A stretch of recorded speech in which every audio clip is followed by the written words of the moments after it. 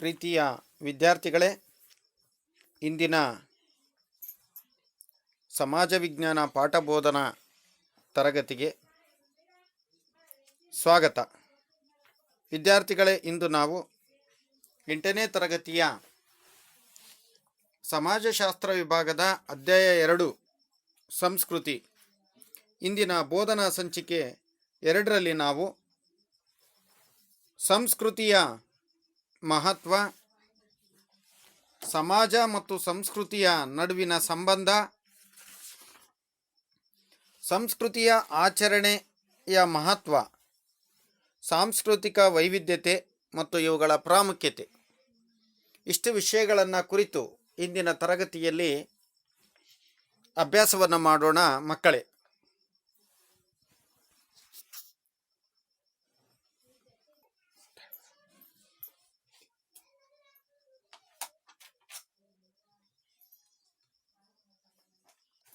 ಪ್ರೀತಿಯ ವಿದ್ಯಾರ್ಥಿಗಳೇ, ಇಂದಿನ ತರಗತಿಯಲ್ಲಿ ನಾವು ಸಂಸ್ಕೃತಿಯ ಮಹತ್ವ ಈ ವಿಷಯದ ಬಗ್ಗೆ ಚರ್ಚೆಯನ್ನು ಆರಂಭಿಸೋಣ.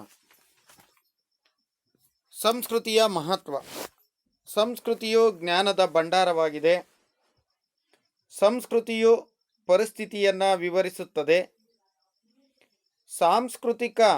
ಸಂಸ್ಕೃತಿಯು ಮೌಲ್ಯಗಳನ್ನು ವಿವರಿಸುತ್ತದೆ. ಸಂಸ್ಕೃತಿಯು ವರ್ತನೆಯ ಮಾದರಿಗಳನ್ನು ತಿಳಿಸುತ್ತದೆ. ಈ ಸಂಸ್ಕೃತಿಯ ಮಹತ್ವದ ಬಗ್ಗೆ ಈಗ ಸವಿವರವಾಗಿ ಚರ್ಚೆಯನ್ನು ಮಾಡೋಣ ವಿದ್ಯಾರ್ಥಿಗಳೇ, ಸಂಸ್ಕೃತಿಯು ಜ್ಞಾನ ಭಂಡಾರ. ಮಾನವರ ಸಾಮಾಜಿಕ ಮತ್ತು ಭೌತಿಕ ಅಸ್ತಿತ್ವಕ್ಕೆ ಅಗತ್ಯವಾದ ಜ್ಞಾನವನ್ನು ನಮಗೆ ಸಂಸ್ಕೃತಿಯು ನೀಡುವುದು. ಪ್ರಾಣಿಗಳು, ಪಕ್ಷಿಗಳು ತಮ್ಮ ಪ್ರಾಕೃತಿಕ ಸಹಜವಾದ ಮೂಲ ಪ್ರವೃತ್ತಿಗಳಿಂದ ಪರಿಸ್ಥಿತಿಯೊಂದಿಗೆ ಹೊಂದಿಕೊಳ್ಳುವ ಪ್ರಯತ್ನವನ್ನು ಮಾಡುತ್ತದೆ ಮತ್ತು ಅದು ಬದುಕುಳಿಯುವಂಥ ಕೆಲಸವನ್ನು ಅದು ಮಾಡ್ತದೆ. ಆದರೆ ಮಾನವರು ಮಾತ್ರ ತನ್ನ ಕಲಿಕಾ ಶಕ್ತಿಯಿಂದ ಪರಿಸ್ಥಿತಿಯೊಂದಿಗೆ ಹೊಂದಿಕೊಳ್ಳುತ್ತಾ ಪರಿಸರದ ಅಗತ್ಯತೆಗಳಿಗೆ ಅನುಗುಣವಾಗಿ ಬದುಕನ್ನು ಮಾರ್ಪಾಡು ಮಾಡಿಕೊಳ್ಳುತ್ತಾ ಬಂದಿರುವುದನ್ನು ನಾವು ಸಮಾಜದಲ್ಲಿ ಕಾಣುತ್ತೇವೆ ವಿದ್ಯಾರ್ಥಿಗಳೇ. ಇದಕ್ಕೆ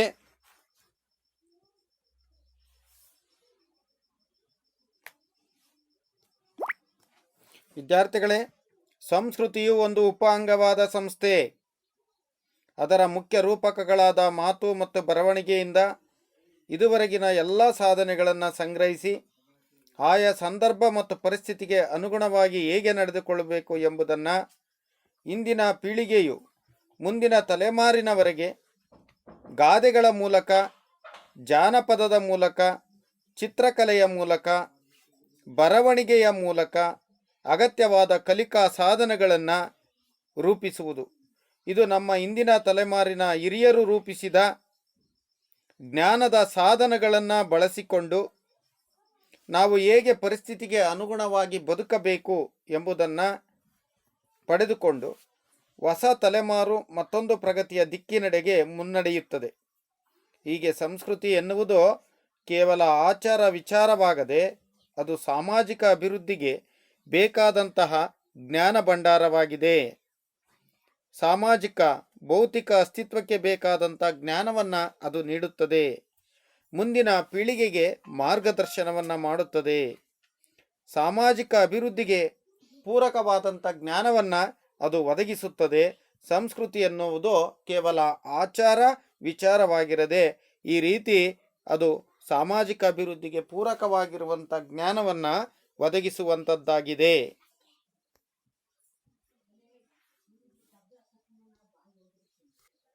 ವಿದ್ಯಾರ್ಥಿಗಳೇ, ಸಂಸ್ಕೃತಿಯ ಮಹತ್ವ. 2ನೇದು, ಸಂಸ್ಕೃತಿಯು ಪರಿಸ್ಥಿತಿಯನ್ನು ವಿವರಿಸುವುದು.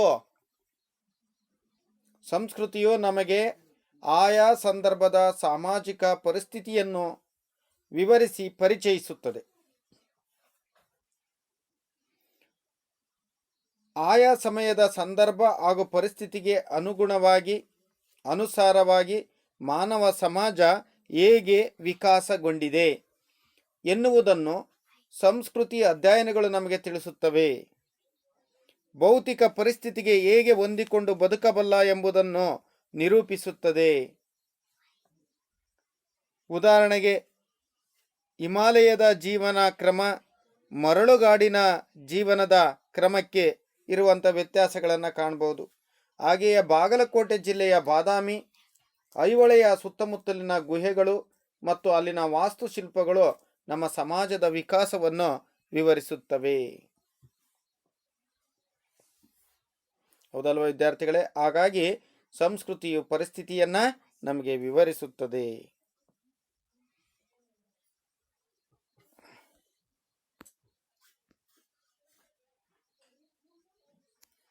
ವಿದ್ಯಾರ್ಥಿಗಳೇ, ಮೂರನೆಯದಾಗಿ ಸಂಸ್ಕೃತಿಯು ಸಾಂಸ್ಕೃತಿಕ ಮೌಲ್ಯಗಳನ್ನು ವಿವರಿಸುತ್ತದೆ. ಸಂಸ್ಕೃತಿಯು ನಮಗೆ ಮಾನವೀಯ ಮೌಲ್ಯಗಳನ್ನು ವಿವರಿಸುತ್ತದೆ, ಮಾನವೀಯ ಸಂಬಂಧಗಳನ್ನು ತಿಳಿಸುತ್ತದೆ. ಮಾನವೀಯ ಸಂಬಂಧಗಳನ್ನು ಅದು ತಿಳಿಸುತ್ತದೆ. ಮಾನವ ಸಮಾಜದ ಪ್ರವೃತ್ತಿ, ಮನೋಭಾವ ಮತ್ತು ನಡವಳಿಕೆಯ ವಿಚಾರಗಳನ್ನು ಮಾಪನ ಮಾಡುವ ಸಾಧನವೇ ಮೌಲ್ಯ.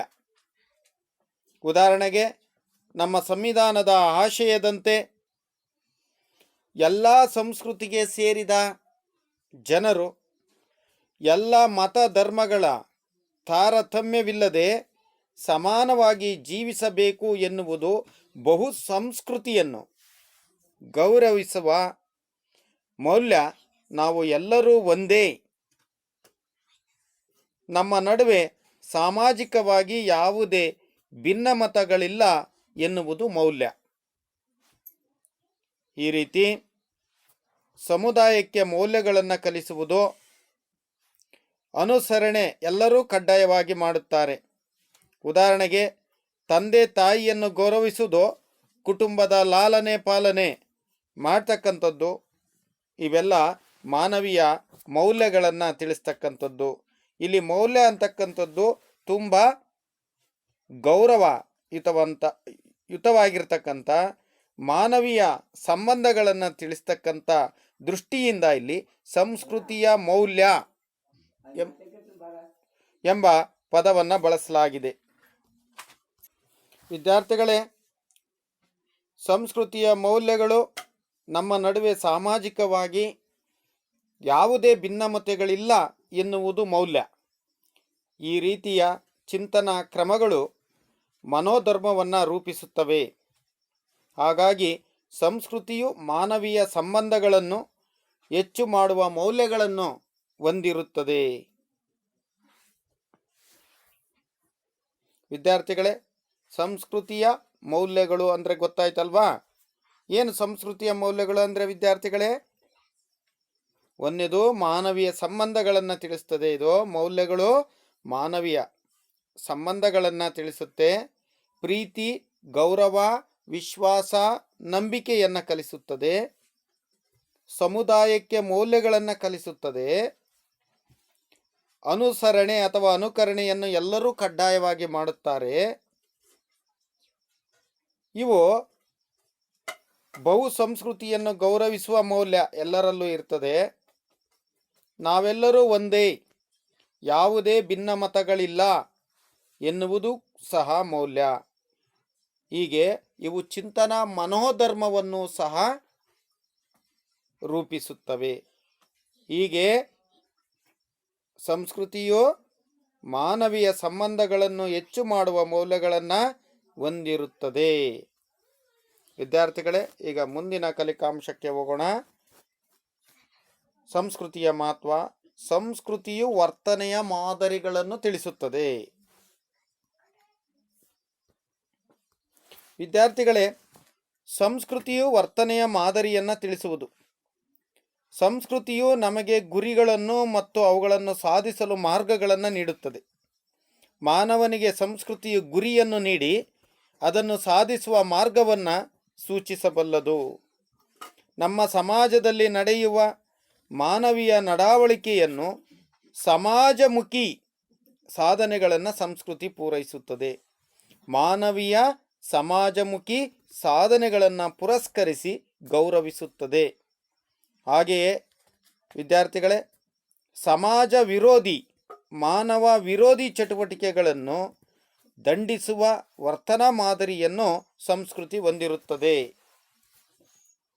ಮತ್ತೊಮ್ಮೆ ಆಲಿಸಿಕೊಳ್ಳಿ ವಿದ್ಯಾರ್ಥಿಗಳೇ, ಸಮಾಜ ವಿರೋಧಿ ಮಾನವ ವಿರೋಧಿ ಚಟುವಟಿಕೆಗಳನ್ನು ದಂಡಿಸುವ ವರ್ತನಾ ಮಾದರಿಗಳನ್ನು ಸಂಸ್ಕೃತಿ ಹೊಂದಿರುತ್ತದೆ. ಉದಾಹರಣೆಗೆ, ನಾವು ಯಾವುದಾದರೂ ತಪ್ಪುಗಳನ್ನು ಮಾಡುವಾಗ ನಮ್ಮ ಹಿರಿಯರು ಮತ್ತು ಶಿಕ್ಷಕರು ನಮಗೆ ಇದು ಸರಿಯಾದ ನಡವಳಿಕೆಯಲ್ಲ ಎಂದು ಹೇಳುವ ಮೂಲಕ ನಮ್ಮ ವರ್ತನೆಗಳನ್ನು ತಿದ್ದುತ್ತಾರೆ.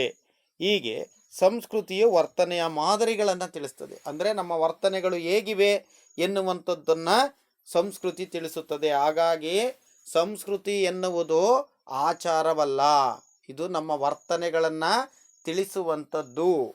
ಹಾಗಾಗಿ ಇಲ್ಲಿ ಸಂಸ್ಕೃತಿ ಎಂದ ತಕ್ಷಣ ಆಚಾರ ವಿಚಾರಗಳು, ನಮ್ಮ ಆಚರಣೆಗಳಿಗೆ ಇದು ಸಂಬಂಧಪಟ್ಟಿದ್ದಲ್ಲ. ಅಂದರೆ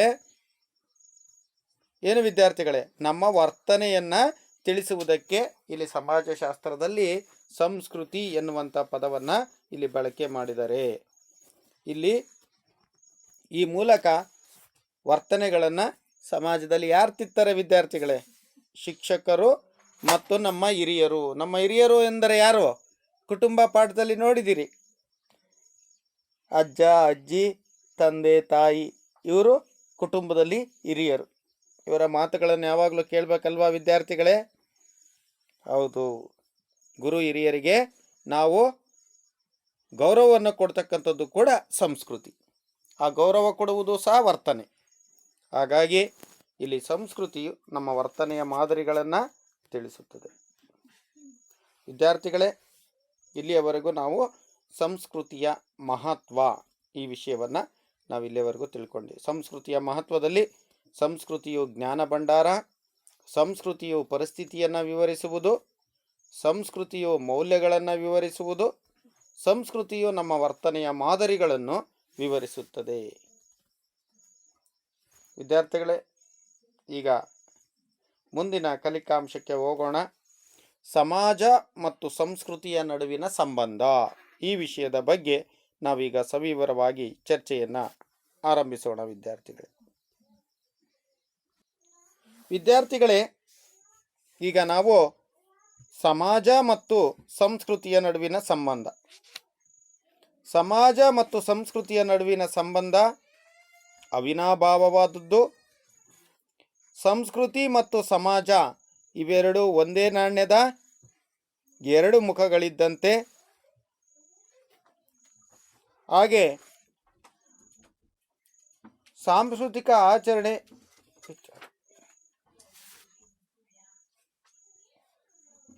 ವಿದ್ಯಾರ್ಥಿಗಳೇ, ಈಗ ಒಂದೊಂದಾಗಿ ನಾವು ತಿಳಿತಾ ಹೋಗೋಣ. ಸಮಾಜ ಮತ್ತು ಸಂಸ್ಕೃತಿಯ ನಡುವಿನ ಸಂಬಂಧ. ಮಾನವ ಸಮಾಜದ ವಿಕಾಸಕ್ಕೆ ಸಂಸ್ಕೃತಿಯೇ ತಳಪಾಯ. ಮಾನವ ಸಮಾಜದ ವಿಕಾಸಕ್ಕೆ ಸಂಸ್ಕೃತಿಯೇ ತಳಪಾಯ. ನಾಗರಿಕತೆಯ ವಿಕಾಸ ಕಾಲದಿಂದಲೂ ಸಂಸ್ಕೃತಿಯು ಮನುಷ್ಯನ ಜೀವನದಲ್ಲಿ ಆಸುವಕ್ಕಾಗಿದೆ. ಅದು ಮನುಷ್ಯನ ಹೊರತಾಗಿ ಇಲ್ಲ, ಅವನ ಜೀವನದಲ್ಲಿ ಅದು ಆಸುವಕ್ಕಾಗಿದೆ. ಸಾಮಾಜಿಕ ಜೀವನದಲ್ಲಿ ಸಂಸ್ಕೃತಿ ಒಂದು ಅವಿಭಾಜ್ಯ ಅಂಗವಾಗಿದೆ. ವಿದ್ಯಾರ್ಥಿಗಳೇ ಗಮನಿಸಿ, ನಾವು ನಮ್ಮ ಸಾಮಾಜಿಕ ಜೀವನದಲ್ಲಿ ಸಂಸ್ಕೃತಿಯು ಒಂದು ಅವಿಭಾಜ್ಯ ಅಂಗ.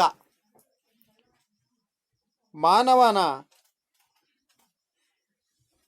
ಸಾಮಾಜಿಕ ಜೀವನವಿದ್ದಲ್ಲೆಲ್ಲ ಸಮಾಜವಿದ್ದೇ ಇರುತ್ತದೆ.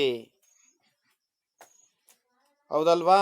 ಸಾಮಾಜಿಕ ಜೀವನವಿದ್ದಲ್ಲೆಲ್ಲ ಸಮಾಜವಿದ್ದೇ ಇರುತ್ತದೆ. ಒಂದು ಸಮಾಜದಲ್ಲಿ ಮಾನವ ಸಂಬಂಧಗಳ ಒಡನಾಟವೇ ಸಂಸ್ಕೃತಿ. ಒಂದು ಸಮಾಜದಲ್ಲಿ ಮಾನವ ಸಂಬಂಧಗಳ ಒಡನಾಟವೇ ಸಂಸ್ಕೃತಿ. ಮಾನವ ಒಡನಾಟಗಳಿಲ್ಲದೆ ಮಾನವ ಸಮಾಜ ನಿರ್ಮಾಣವಾಗಲು ಸಾಧ್ಯವಿಲ್ಲ. ಅಂದರೆ ಒಬ್ಬರು ಇನ್ನೊಬ್ಬರಿಗೆ ಬೇಕೇ ಬೇಕು. ಅದಿಲ್ಲದಲೇ ಒಬ್ಬ ವ್ಯಕ್ತಿ ಒಂಟಿಯಾಗಿ ಇರಲಿಕ್ಕೆ ಸಾಧ್ಯ ಇಲ್ಲ, ಯಾವ ಸಾಧನೆಯನ್ನು ಮಾಡಲಿಕ್ಕೂ ಸಾಧ್ಯವಿಲ್ಲ. ಹಾಗೆ ಅವನು ಸಮಾಜದ ಒಡನಾಟವಿಲ್ಲದೆ ಮಾನವ ಸಮಾಜ ನಿರ್ಮಾಣವಾಗಲಿಕ್ಕೆ ಸಾಧ್ಯವಿಲ್ಲ. ಹಾಗೆಯೇ ಸಂಸ್ಕೃತಿ ಇಲ್ಲದೆ ಮಾನವನ ಬದುಕು ಮತ್ತು ಮಾನವ ಸಮಾಜ ಪರಿಪೂರ್ಣವಾಗುವುದಿಲ್ಲ. ಯಾವಾಗ ಮಾನವನ ಬದುಕು ಪರಿಪೂರ್ಣವಾಗುವುದಿಲ್ಲ ವಿದ್ಯಾರ್ಥಿಗಳೇ?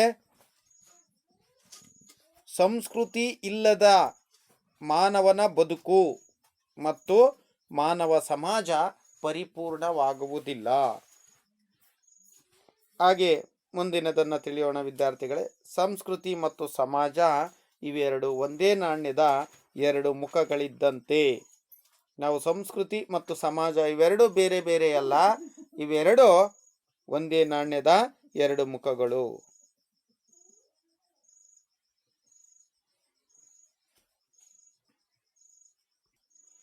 ವಿದ್ಯಾರ್ಥಿಗಳೇ, ನೀವೆಲ್ಲರೂ ನಾಣ್ಯವನ್ನು ನೋಡಿದಿರಲ್ವಾ? ಆ ನಾಣ್ಯಗಳಿಗೆ ಎಷ್ಟು ಮುಖಗಳಿರ್ತದೆ? ಎರಡು ಮುಖಗಳಿರ್ತವೆ. ಒಂದು ಮುಖ ಏನಾದರೂ ಅದು ಅಳಿಸೋಗಿದ್ರೆ, ಏನಾರ ಆಗಿದ್ರೆ ಅದು ನಡೀತದ ವಿದ್ಯಾರ್ಥಿಗಳೇ? ಇಲ್ಲ, ಆ ನಾಣ್ಯಕ್ಕೆ ಬೆಲೆ ಇರುವುದಿಲ್ಲ. ಹೌದಲ್ವಾ? ಹಾಗೇನೆ ಸಂಸ್ಕೃತಿಯಲ್ಲೂ ಅಷ್ಟೇನೆ. ಸಂಸ್ಕೃತಿ ಅಂತಕ್ಕಂಥದ್ದು ಮತ್ತು ಸಮಾಜ ಎನ್ನುವಂಥದ್ದು ಇವೆರಡನ್ನು ಬೇರ್ಪಡಿಸಲಿಕ್ಕೆ ಆಗೋದಿಲ್ಲ. ಸಂಸ್ಕೃತಿ ಮತ್ತು ಸಮಾಜ ಇವೆರಡು ಒಂದೇ ನಾಣ್ಯದ ಎರಡು ಮುಖಗಳು. ಆಗ ಆ ಎರಡು ಮುಖಗಳು ಸರಿ ಇದ್ದಾಗ ನಾಣ್ಯ ಅದು ಪರಿಪೂರ್ಣ ಚಲಾವಣೆಯಲ್ಲಿ ಇರ್ತದೆ ಅಲ್ವಾ? ಅದಕ್ಕೊಂದು ಬೆಲೆ ಇರ್ತದೆ. ಹಾಗೆ ಸಂಸ್ಕೃತಿ ಮತ್ತು ಸಮಾಜ ಇದರ ಬಗ್ಗೆ ತಿಳ್ಕೊಳ್ಳೋಣ. ಒಂದೇ ನಾಣ್ಯದ ಎರಡು ಮುಖಗಳು. ಸಂಸ್ಕೃತಿ ಮಾನವನನ್ನು ಇತರೆ ಜೀವಿಗಳಿಂದ ಪ್ರತ್ಯೇಕಿಸುತ್ತದೆ. ಹೌದಲ್ವಾ ವಿದ್ಯಾರ್ಥಿಗಳೇ? ನಾವು ಪ್ರಾಣಿಯ ರೀತಿಯಲ್ಲಿ ವರ್ತಿಸಲಿಕ್ಕೆ ಬರೋದಿಲ್ಲ ಅಲ್ವಾ?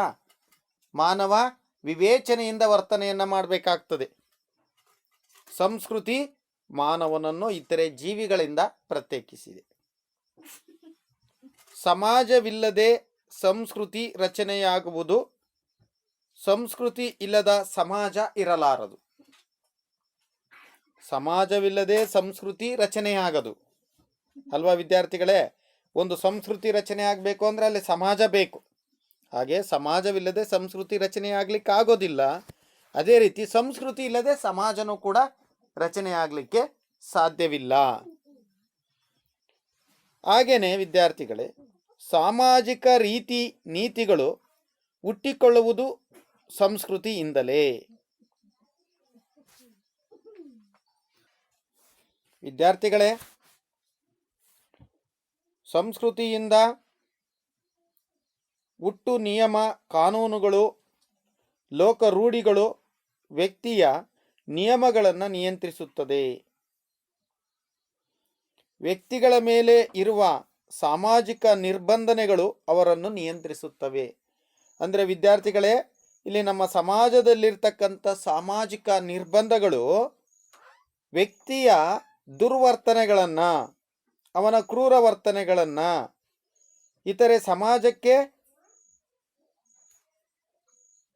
ಮಾರಕವಾಗಿರುವಂಥ ಅವನ ವರ್ತನೆಗಳನ್ನು ಅದು ನಿಯಂತ್ರಿಸುತ್ತದೆ. ಹೀಗಾಗಿ ವ್ಯಕ್ತಿಗಳ ಮೇಲೆ ಇರುವಂಥ ಸಾಮಾಜಿಕ ನಿರ್ಬಂಧಗಳು ಅವರನ್ನು ನಿಯಂತ್ರಿಸ್ತವೆ. ಹೀಗೆ ವ್ಯಕ್ತಿ ಅನೇಕ ಸಾಮಾಜಿಕ ಸಂಸ್ಥೆಗಳ ಸದಸ್ಯನಾಗಿರುತ್ತಾನೆ. ಅವನ್ನೆಲ್ಲ ಇಂದಿನ ತರಗತಿಯಲ್ಲಿ ತಿಳ್ಕೊಂಡಿದ್ದೀವಿ ವಿದ್ಯಾರ್ಥಿಗಳೇ. ಕುಟುಂಬ ಅವೆಲ್ಲ, ಕುಟುಂಬ ಏನು? ಅದು ಒಂದು ಸಾಮಾಜಿಕ ಸಂಸ್ಥೆ. ಶಾಲೆ ಒಂದು ಸಾಮಾಜಿಕ ಸಂಸ್ಥೆ ಅಲ್ವಾ? ನೆರೆಹೊರೆ ಅದು ಕೂಡ ಒಂದು ಸಾಮಾಜಿಕ ಸಂಸ್ಥೆ. ಹೀಗೆ ವ್ಯಕ್ತಿ ಅನೇಕ ಸಾಮಾಜಿಕ ಸಂಸ್ಥೆಗಳ ಸದಸ್ಯನಾಗಿರುತ್ತಾನೆ. ಉದಾಹರಣೆಗೆ ಶಾಲೆ, ಕುಟುಂಬ, ವಿವಾಹ, ಹೀಗೆ ಅವನು ಅಲ್ಲಿ ಅದರ ಸದಸ್ಯನಾಗಿ ಅನೇಕ ಜೀವನದ ವರ್ತನೆಗಳನ್ನು ಅವನು ಕಲಿತಾನೆ. ಸಮಾಜ ಮತ್ತು ಸಂಸ್ಕೃತಿ ಒಂದಕ್ಕೊಂದು ಪೂರಕ, ಪ್ರೇರಕ. ಎರಡೂ ಒಂದಕ್ಕೊಂದು ಹೊಂದಿಕೊಂಡಿವೆ. ಎರಡನ್ನು ಬೇರ್ಪಡಿಸಲು ಸಾಧ್ಯವಿಲ್ಲ.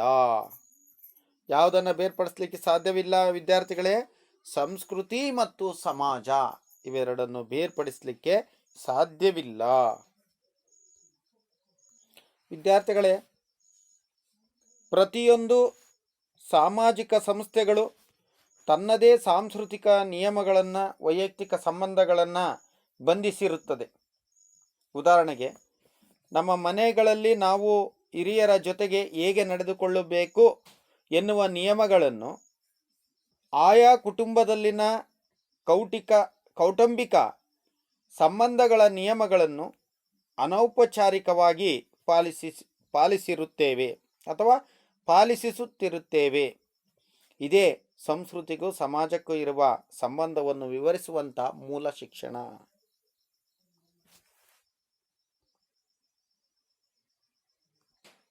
ಈಗ ವಿದ್ಯಾರ್ಥಿಗಳೇ, ಸಂಸ್ಕೃತಿಯ ಆಚರಣೆಯ ಮಹತ್ವ.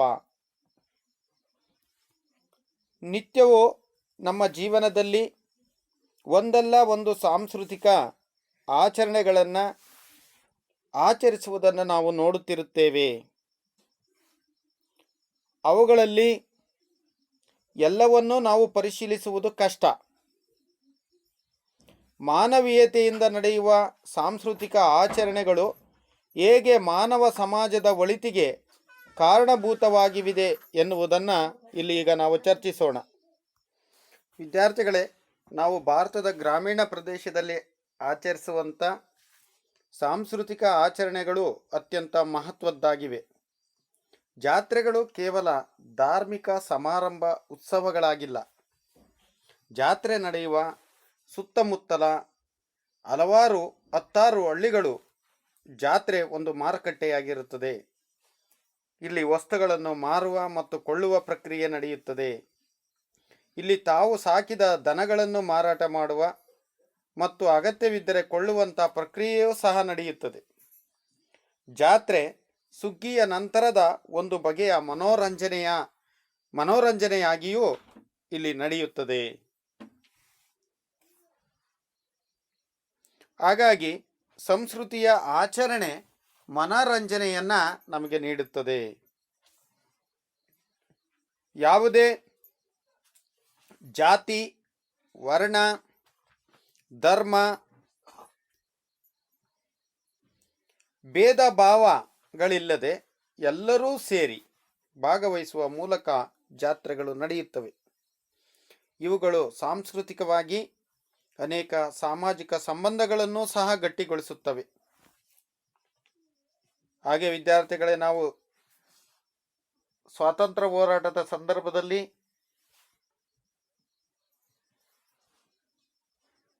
ಬಾಲ ಗಂಗಾಧರ ತಿಲಕರು ಆಚರಣೆಗೆ ತಂದಂಥ ಗಣೇಶನ ಹಬ್ಬ ಸಾಂಸ್ಕೃತಿಕವಾಗಿ ಜನರನ್ನು, ರಾಷ್ಟ್ರೀಯ ಐಕ್ಯತೆಯನ್ನು ಬೆಳೆಸ್ತು. ಹಾಗೆ ಇಲ್ಲಿ ಸಾಂಸ್ಕೃತಿಕ ಆಚರಣೆಗಳು, ಹಬ್ಬಗಳು ಸಹ ಜನರನ್ನು ಸಾಮಾಜಿಕವಾಗಿ ಒಂದುಗೂಡಿಸುತ್ತವೆ. ಸಾಮಾಜಿಕ ಸಂಬಂಧಗಳನ್ನು ಮತ್ತು ಸಾಂಸ್ಕೃತಿಕವಾಗಿ ಅನೇಕ ಸಾಮಾಜಿಕ ಸಂಬಂಧಗಳನ್ನು ಗಟ್ಟಿಗೊಳಿಸುತ್ತವೆ. ವಿವಿಧ ಭಾಷೆ ಮಾತನಾಡುವ ಜನ ತಮ್ಮ ಕೈ ಚಳಕಗಳನ್ನು, ದೈಹಿಕ ಭಂಗಿಗಳನ್ನು ಪ್ರದರ್ಶನ ಮಾಡುವ ಜೊತೆಗೆ ಚಿಕ್ಕ ಪುಟ್ಟ ಸರ್ಕಸ್ಗಳು ಜಾತ್ರೆಯಲ್ಲಿ ಇರುತ್ತವೆ. ಹಾಗಾಗಿ ನಾವು ಹೇಳಿದ್ದು ವಿದ್ಯಾರ್ಥಿಗಳೇ, ಈ ಸಂಸ್ಕೃತಿಯ ಆಚರಣೆ ಮನರಂಜನೆಯನ್ನು ಸಹ ನೀಡುತ್ತದೆ ಅಂತ. ಹೀಗೆ ವಿವಿಧ ವೃತ್ತಿ, ವಿವಿಧ ಭಾಷೆ, ಕಸುಬುಗಳನ್ನು ಮಾಡುವ ಜನ ತಮ್ಮ ಕುಶಲತೆಗಳನ್ನು ಇಲ್ಲಿ ಪ್ರದರ್ಶನದಲ್ಲಿ ಇಟ್ಟಿರುತ್ತಾರೆ. ಇವರ ಪ್ರದರ್ಶನ ಕೇವಲ ಪ್ರದರ್ಶನವಾಗಿರದೆ ಅವರ ಸಾಂಸ್ಕೃತಿಕ ಪ್ರವೃತ್ತಿಯೂ ಆಗಿರುತ್ತದೆ. ಉದಾಹರಣೆಗೆ, ವೇಷಗಾರರು ನಮ್ಮ ಹಳ್ಳಿಗಳಲ್ಲಿ ನಡೆಯುವ ಜಾತ್ರೆಗಳಲ್ಲಿ ರಾಮಾಯಣ ಮತ್ತು ಮಹಾಭಾರತದ ಸ್ಥಳೀಯ ಆವೃತ್ತಿಗಳನ್ನು ಪಟಪಟನೆ ಹೇಳುತ್ತಾರೆ.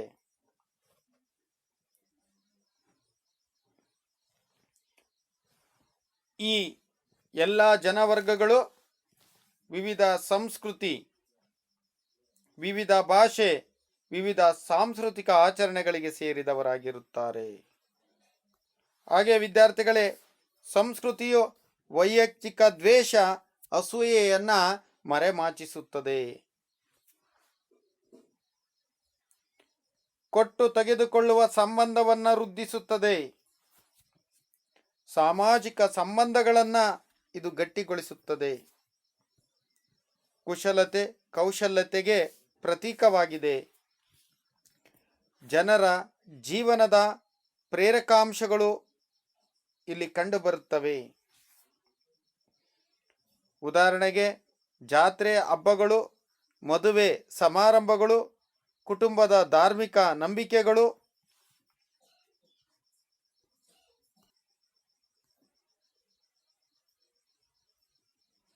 ನೀವು ನೋಡಿದ ಒಂದು ಜಾತ್ರೆಯ ಬಗ್ಗೆ ವಿವರಣೆ. ಗ್ರಾಮೀಣ ಪ್ರದೇಶದಲ್ಲಿ ಇದನ್ನು ಕಾಣುತ್ತೇವೆ. ಭಯ, ಭಕ್ತಿ, ಧಾರ್ಮಿಕತೆ, ನಂಬಿಕೆ ಇರುವವರು ಇಲ್ಲಿ ಮನೋರಂಜನೆ ಮಾಡುವರು. ಎಲ್ಲ ವರ್ಗದ ಜಾತಿಯ ಜನ ಇಲ್ಲಿ ಒಟ್ಟಿಗೆ ಸೇರುತ್ತಾರೆ. ತಾತ್ಕಾಲಿಕವಾಗಿರ್ತಕ್ಕಂಥ ಒಂದು ಮಾರುಕಟ್ಟೆಯು ಸಹ ಇಲ್ಲಿ ಇರುತ್ತದೆ. ವಿವಿಧ ಭಾಷೆಯ ಜನ ಇಲ್ಲಿ ಸೇರ್ತಾರೆ. ಉರ್ದು, ಮರಾಠಿ, ಕನ್ನಡ, ತೆಲುಗು ಇತ್ಯಾದಿ ಭಾಷೆ ಮಾತನಾಡ್ತಕ್ಕಂಥ ಜನರು ಈಗ ಒಂದು ಪ್ರದೇಶದಲ್ಲಿ ಸಿಗ್ತಾರೆ. ವಿವಿಧ ಭಾಷೆಯ ಜನ ಒಟ್ಟಿಗೆ ಸೇರ್ತಾರೆ. ವಿವಿಧ ವೃತ್ತಿ ಕಸುಬು ಮಾಡುವವರು ಸಹ ಇಲ್ಲಿಗೆ ಬಂದಿರುತ್ತಾರೆ. ಕೌಶಲ್ಯತೆಯ ಪ್ರದರ್ಶನ ಇಲ್ಲಿ ನಡೀತದೆ. ಹೀಗೆ ವಿದ್ಯಾರ್ಥಿಗಳೇ, ಇಲ್ಲಿ ಸಾಂಸ್ಕೃತಿಕ ಆಚರಣೆಯ ಮಹತ್ವ ಈ ರೀತಿ ಹಲವಾರು ರೀತಿಯಲ್ಲಿ ಇದು ಬಹಳ ಮಹತ್ವವನ್ನು ಪಡ್ಕೊಂಡಿದೆ. ವಿದ್ಯಾರ್ಥಿಗಳೇ, ನಾವು ಇಲ್ಲಿಯವರೆಗೂ ಸಾಂಸ್ಕೃತಿಕ ಆಚರಣೆಯ ಮಹತ್ವ ಮತ್ತು ಸಾಂಸ್ಕೃತಿಕ ವೈವಿಧ್ಯತೆಯ ಬಗ್ಗೆ ನಾವು ತಿಳ್ಕೊಂಡ್ವಿ ವಿದ್ಯಾರ್ಥಿಗಳೇ. ಈಗ ವಿದ್ಯಾರ್ಥಿಗಳೇ, ನಾವು ಪ್ರಾಮುಖ್ಯತೆ ಬಗ್ಗೆ ನೋಡೋಣ. ವಿದ್ಯಾರ್ಥಿಗಳೇ, ಸಾಂಸ್ಕೃತಿಕ ವೈವಿಧ್ಯತೆಯ ಮಹತ್ವ. ವಿವಿಧ ಭಾಷೆ, ಆಚರಣೆ, ಉಡುಗೆ ತೊಡುಗೆ, ಆಹಾರ ರೀತಿ, ನಂಬಿಕೆ ಇವುಗಳಲ್ಲಿ ಭಿನ್ನತೆ ಕಾಣುವುದೇ ಸಾಂಸ್ಕೃತಿಕ ವೈವಿಧ್ಯತೆ. ವಿದ್ಯಾರ್ಥಿಗಳೇ, ಅರ್ಥ ಆಯ್ತಲ್ವಾ? ಸಾಂಸ್ಕೃತಿಕ ವೈವಿಧ್ಯತೆ. ಈ ವೈವಿಧ್ಯತೆಯನ್ನ ನಾವಿಲ್ಲಿ ಕಾಣ್ತೀವಿ ವಿದ್ಯಾರ್ಥಿಗಳೇ. ಈ ಆಚರಣೆಗಳು ಜಾನಪದವೆಂದು, ಸ್ಥಳೀಯ ಜ್ಞಾನವೆಂದು ಕೆಲವರು ಹೇಳುತ್ತಾರೆ. ಇನ್ನು ಕೆಲವರು ಜೀವನದ ಪ್ರೇರಕಾಂಶ ಅಂತ ಹೇಳ್ತಾರೆ.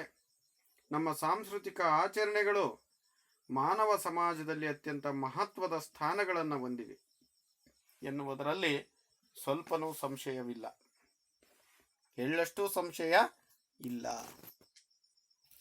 ಹಾಗಾದರೆ ವಿದ್ಯಾರ್ಥಿಗಳೇ, ಇಲ್ಲಿ ಸಾಂಸ್ಕೃತಿಕ ವೈವಿಧ್ಯತೆ ಎಂದರೇನು ಅಂತ ತಿಳ್ಕೊಂಡ್ವಲ್ವಾ?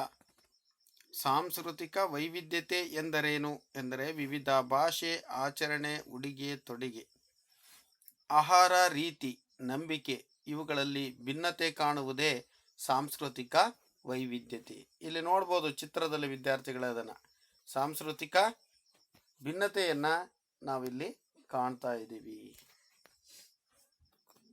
ಹೌದಲ್ವಾ ವಿದ್ಯಾರ್ಥಿಗಳೇ? ಉಡುಗೆ ತೊಡುಗೆ ಇರ್ಬೋದು, ಆಹಾರ ಇರ್ಬೋದು, ನಾವು ಆಚರಿಸ್ತಕ್ಕಂಥ ಆಚರಣೆ, ಉಡುಪು ಅಲ್ವಾ, ಹೀಗೆ ಹಲವಾರು ಕ್ಷೇತ್ರದಲ್ಲಿ ವ್ಯತ್ಯಾಸವನ್ನು ನಾವು ಕಾಣ್ತೀವಿ.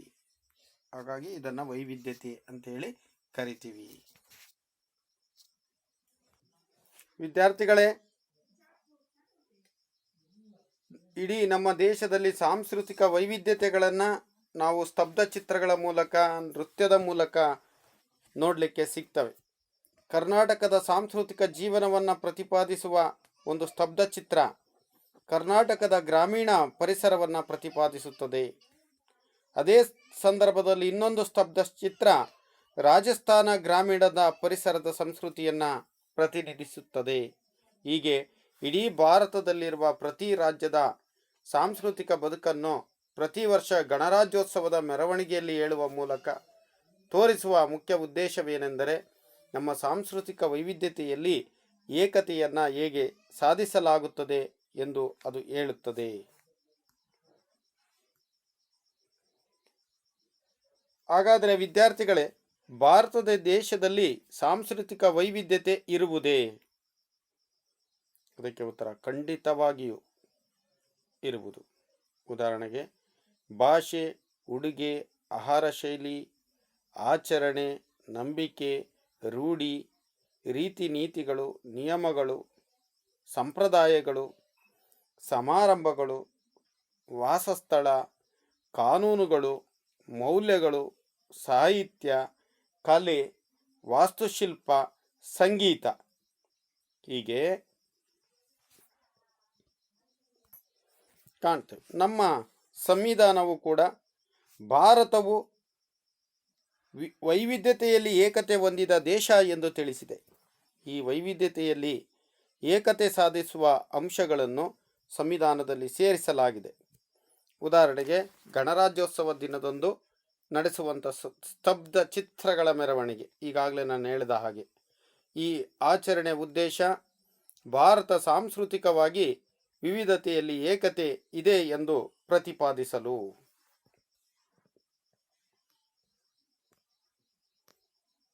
ನೋಡಿ ವಿದ್ಯಾರ್ಥಿಗಳೇ, ಭಾರತದಲ್ಲಿ ವಿವಿಧ ಭಾಗದಲ್ಲಿ ನಮ್ಮ ಗಣರಾಜ್ಯೋತ್ಸವದ ಸಂದರ್ಭದಲ್ಲಿ ಅದನ್ನು ವೈವಿಧ್ಯತೆಯಿಂದ ನಾವು ಆಚರಿಸೋದನ್ನು ಕಾಣ್ತೀವಿ.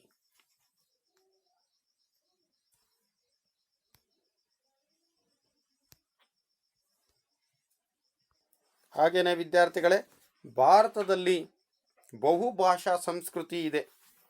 ವಿವಿಧ ಭಾಷೆಗಳಾಡುವ ಜನರು ಭಾರತದಲ್ಲಿ ವಾಸಿಸುತ್ತಾರೆ. ವಿವಿಧ ಭಾಷೆ ಆಡುವ ಪ್ರದೇಶದಲ್ಲಿ ವಾಸಿಸುವವರು ಆಯಾ ಪ್ರದೇಶದ ಭಾಷಾ ಸಂಸ್ಕೃತಿ ಆಚರಣೆಗಳನ್ನು ಆಚರಿಸಿಕೊಳ್ಳುತ್ತಾರೆ. ಹೀಗಾಗಿ ಭಾರತದಲ್ಲಿ ಬಹುಭಾಷಾ ಸಂಸ್ಕೃತಿ ಇದೆ. ಭಾರತದ ವೈವಿಧ್ಯತೆಯ ಸಂಸ್ಕೃತಿ ಹೊಂದಿದ ದೇಶ. ಈ ಸಾಂಸ್ಕೃತಿಕ ವೈವಿಧ್ಯತೆ ಎಲ್ಲರೂ ಗೌರವಿಸುವೆವು. ಬಹುತ್ವವನ್ನು ಪ್ರೀತಿಸುವುದು. ನಾಡು ನಮ್ಮದು. ಇದು ನಮ್ಮ ಸಮಾಜದ ಅಭಿವೃದ್ಧಿಗೆ ಪ್ರೇರಕ, ಸಹಾಯಕ. ಇದರಿಂದ ಮಾನವ ಜನಾಂಗದಲ್ಲಿ ಶಾಂತಿ ನೆಲೆಸಲು ಸಾಧ್ಯ. ಪ್ರೀತಿಯ ವಿದ್ಯಾರ್ಥಿಗಳೇ, ನಾವು ಈ ಒಂದು ಅಧ್ಯಾಯದಲ್ಲಿ ಅರ್ಥೈಸಿಕೊಂಡಂಥ ಅಂಶಗಳು ಎಂದರೆ, ಎಲ್ಲ ಪ್ರಾಣಿಗಳಂತೆ ಮನುಷ್ಯ ಏಕೆ ಇಲ್ಲ. ಮನುಷ್ಯನು ಒಂದು ವಿಕಾಸ ಹೊಂದಿದ ಪ್ರಾಣಿ. ಮನುಷ್ಯನು ಒಬ್ಬನೇ ಬದುಕಲು ಸಾಧ್ಯವೇ. ಸಂಸ್ಕೃತಿ ಎಂದರೇನು. ಸಂಸ್ಕೃತಿಯ ಸ್ವರೂಪ, ಸಂಸ್ಕೃತಿಯ ಪ್ರಕಾರಗಳು, ಸಂಸ್ಕೃತಿಯ ಗುಣಲಕ್ಷಣಗಳು, ಸಂಸ್ಕೃತಿಯ ಮಹತ್ವ, ಸಮಾಜ ಮತ್ತು ಸಂಸ್ಕೃತಿಯ ನಡುವಿನ ಸಂಬಂಧ, ನೀವು ನೋಡಿದ ಒಂದು ಜಾತ್ರೆಯ ಬಗ್ಗೆ ವಿವರಣೆ, ಸಾಂಸ್ಕೃತಿಕ ವೈವಿಧ್ಯತೆ ಎಂದರೇನು, ಸಾಂಸ್ಕೃತಿಕ ವೈವಿಧ್ಯತೆಯ ಮಹತ್ವ. ಭಾರತ ದೇಶದಲ್ಲಿ ಸಾಂಸ್ಕೃತಿಕ ವೈವಿಧ್ಯತೆ ಇರುವುದೇ. ನಮ್ಮ ಸಂವಿಧಾನ ವೈವಿಧ್ಯತೆಯಲ್ಲಿ ಏಕತೆಯನ್ನು ಗೌರವಿಸುತ್ತದೆ. ಇಷ್ಟು ಅಂಶಗಳನ್ನು ಈ ಒಂದು ಸಂಸ್ಕೃತಿ ಎಂಬತಕ್ಕಂಥ ಅಧ್ಯಾಯದಲ್ಲಿ ನಾವು ಅರ್ಥೈಸಿಕೊಂಡಿರ್ತಕ್ಕಂಥ ಕಲಿಕಾಂಶಗಳು. ವಿದ್ಯಾರ್ಥಿಗಳೇ, ಈ ಒಂದು ಅಧ್ಯಾಯದ ಮೇಲೆ ಕೆಲವೊಂದು ಇವತ್ತಿನ ಸಂಚಿಕೆಗೆ ಸಂಬಂಧಿಸಿದಂತೆ ಕೆಲವೊಂದು ಮೌಲ್ಯಮಾಪನದ ಪ್ರಶ್ನೆಗಳನ್ನು ಕೊಡ್ತೀನಿ, ಬರ್ಕೊಳ್ಳಿ ವಿದ್ಯಾರ್ಥಿಗಳೇ. ಸಂಸ್ಕೃತಿಯ ಮಹತ್ವವನ್ನು ತಿಳಿಸಿ. ಸಾಂಸ್ಕೃತಿಕ ಆಚರಣೆಯ ಮಹತ್ವವನ್ನು ತಿಳಿಸಿ.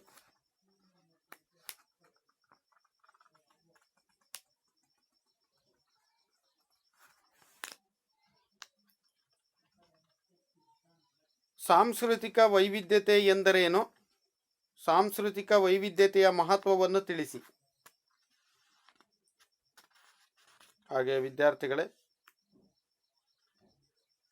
ಭಾರತದ ಸಂವಿಧಾನದಲ್ಲಿ ಅದು ವೈವಿಧ್ಯತೆಯಲ್ಲಿ ಏಕತೆಯನ್ನು ಹೊಂದಿದೆ, ಹೇಗೆ ತಿಳಿಸಿ.